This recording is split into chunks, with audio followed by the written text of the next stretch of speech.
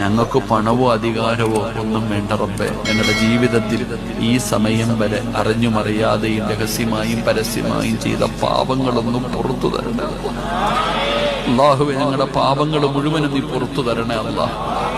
നീ ഗഫൂറാണല്ലോ പടച്ചവനെ, നീ റഹീമാണല്ലോ പടച്ചവനെ.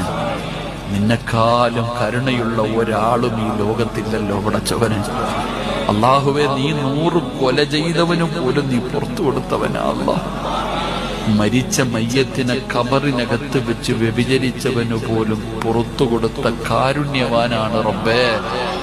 അല്ലാഹുവേ, ഞങ്ങൾക്കൊരവസരം താ റഹ്മാനെ, ഞങ്ങൾക്കൊരവസരം താ പടച്ചവനെ. തൗബ ചെയ്യുന്നവരെ നിനക്ക് വലിയ ഇഷ്ടമാണല്ലോ റഹ്മാൻ. അല്ലാഹ്, നിന്റെ മുമ്പിൽ ഒരു അടിമ കൈ നീട്ടിയാൽ നീ വെറും കൈയോടെ മടക്കാൻ നിനക്ക് ലജ്ജയാണല്ലോ പടച്ചവനെ. അല്ലാഹുവേ, നീ അല്ലാതെ ഞങ്ങൾക്ക് ആരുമില്ല പടച്ചവനെ.